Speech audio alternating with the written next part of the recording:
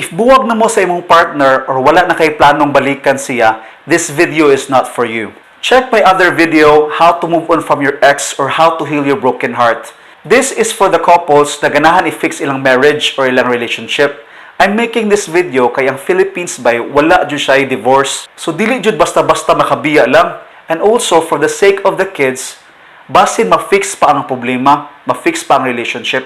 Wala man perfect na tao, makasala jud usahay. So ang need nato is healing o change para ma-better atong relationship. Unya maka-forgive o maka-move on. This is from the famous psychotherapist Esther Perel. Now, how do we heal from an affair? Lisod kaayo nito bago na question. Lisod sabton, makalibog. Because you have spent so many years ani na tao. You have shared memories, happiness, your whole being. So after cheating, makaana ka.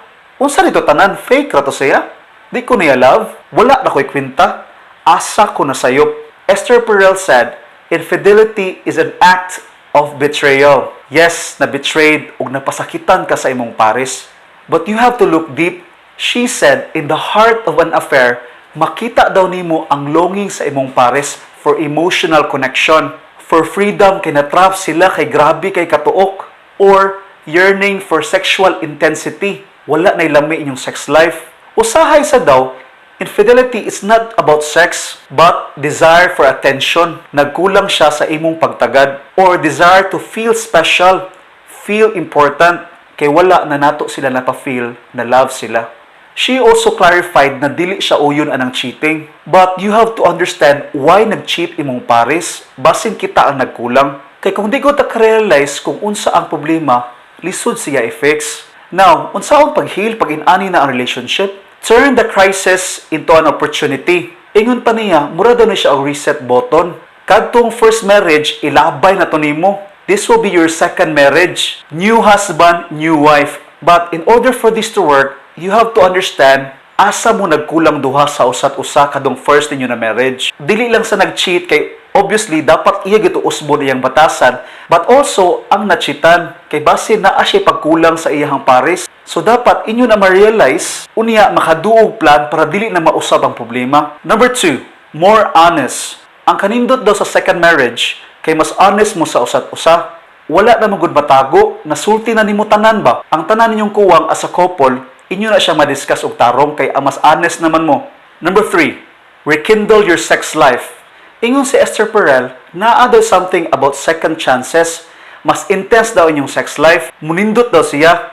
Tugon na siya sa fear of loss. Kadong kahadlok ba na mawagtang na siya gani? Mura na siya tawag na ultimate make-up sex. Maningkamot yung ka na mamawi. Number 4, healing begins pag ang cheater kay magbasol jud sa iyang gibuhat. Na ay remorse. Kay kung wala na siya, wala jud kwenta ang relationship, dili jud siya maka-move on. Mausab ra gihapon ang mahitabo. Dapat i-acknowledge ang wrongdoing. Sabton jud ba unsa kasakit ang gibuhat niya nimo?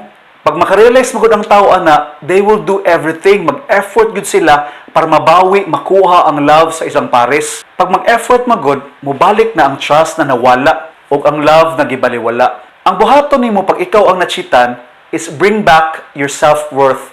Give him or her a chance, but unaha imong self. Reconnect with family or friends. Do something na makahappy nimo. Kay lisod kay mohatag og love kung dili ka happy or di nimo love imong self. So, in the process, fix yourself. Thanks everyone. Hopefully namoy nakuha ani na topic.